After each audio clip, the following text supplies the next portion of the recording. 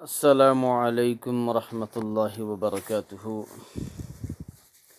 8ویں جماعت کی اردو سبق کا نام ہے راجہ جامبو لوچن۔ صفحہ نمبر 126 نکالیں۔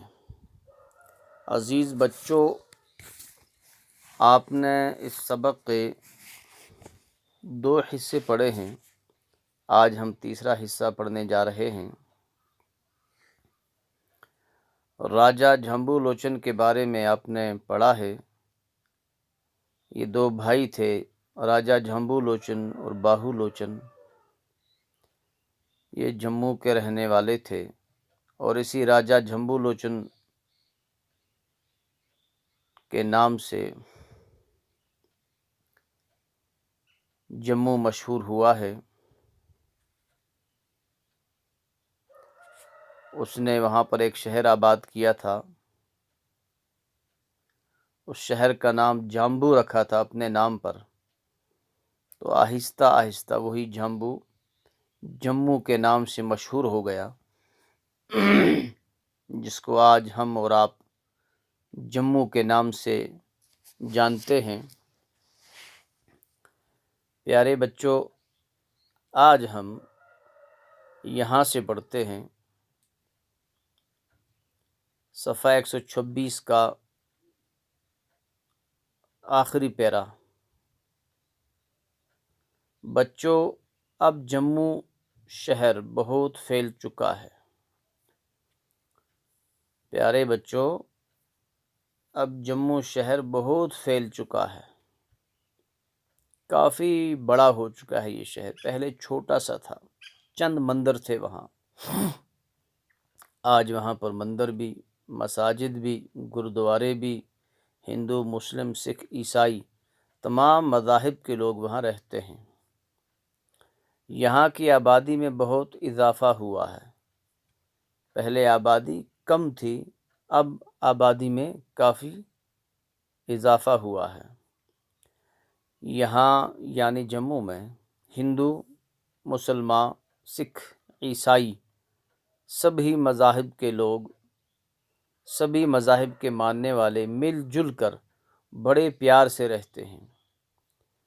اب جموں میں نہ صرف ہندو یا مسلمان بلکہ ہندو، مسلمان، سکھ، عیسائی سبھی مذاہب کے ماننے والے آپس میں مل جل کر بھائی چارے میں رہتے ہیں۔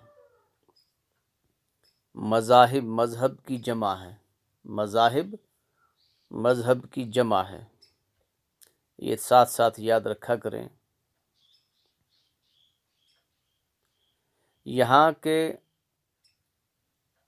مقامی باشندوں کو ڈوگرا کہا جاتا ہے۔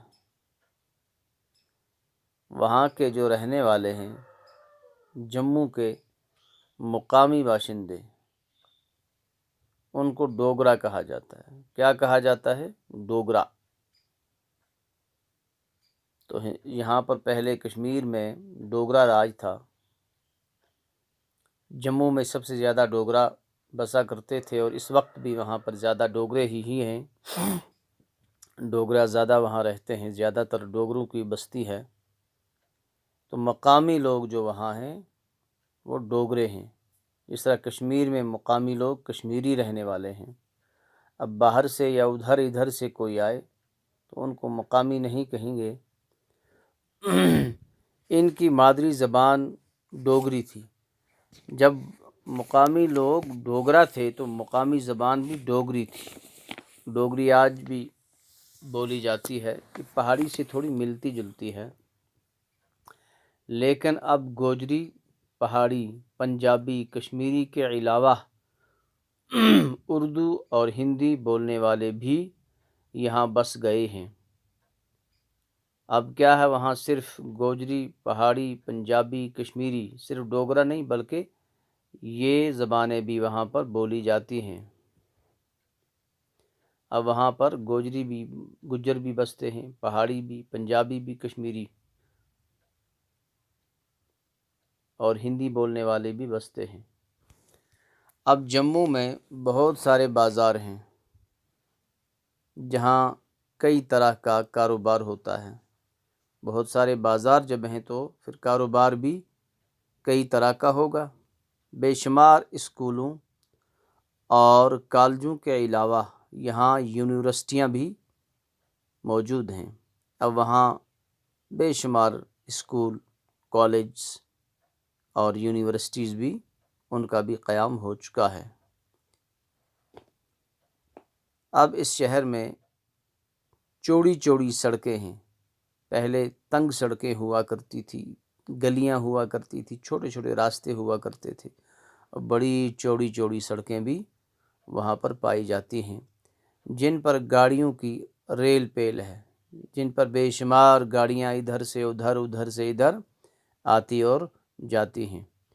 کئی جگہ فلائی اوور بھی تعمیر کیے گئے ہیں، کہیں جگہ پر فلائی اوور بھی بنائے گئے ہیں۔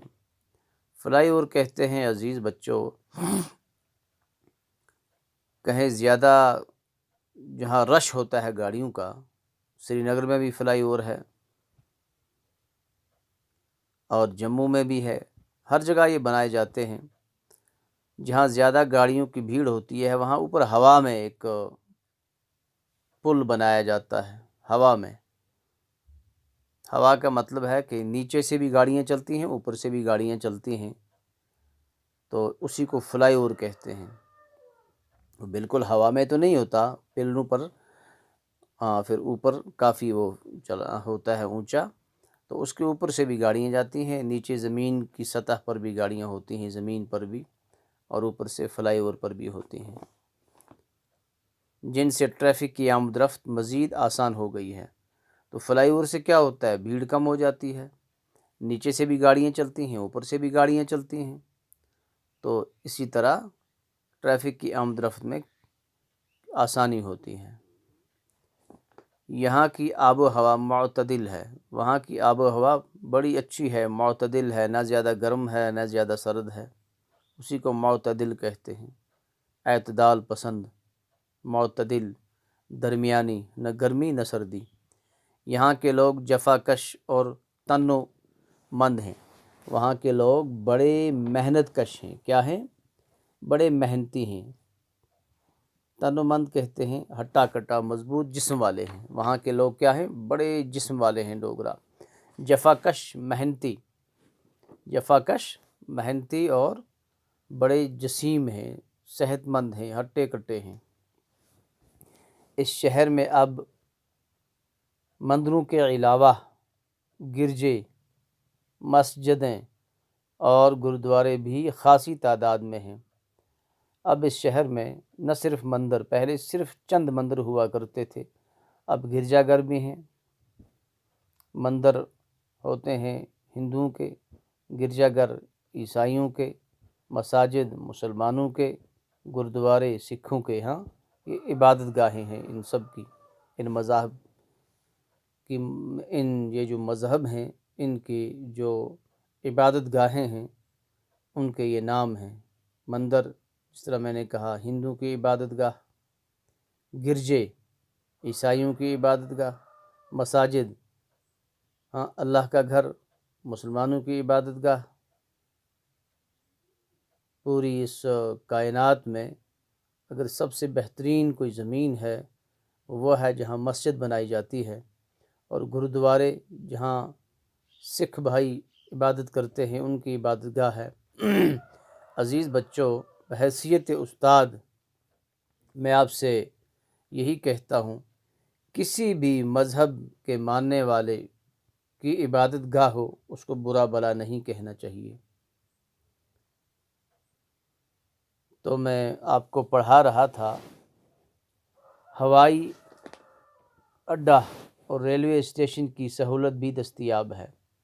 یہاں پر کیا ہے؟ مندر، مسجد، گرودوارے، ان کی کافی تعداد ہے، اور ہوائی اڈہ اور ریلوے اسٹیشن کی سہولت بھی دستیاب ہے۔ اب وہاں ایئرپورٹ بھی ہے، ریلوے اسٹیشن بھی، ان تمام چیزوں کی وہاں پر کیا ہے؟ یہ تمام چیزیں جموں میں اب موجود ہیں، جبکہ پہلے نہیں ہوا کرتی تھیں۔ تو عزیز بچوں، اس سبق کو میں نے یہاں آج ختم کیا ہے، یہ سبق پورا ہو چکا ہے۔ انشاءاللہ اس کے سوال و جواب ایکسرسائز میں آپ کو اسی واٹس ایپ پر انشاءاللہ بھیجوں گا۔ کل تک کے لیے السلام علیکم ورحمۃ اللہ وبرکاتہ۔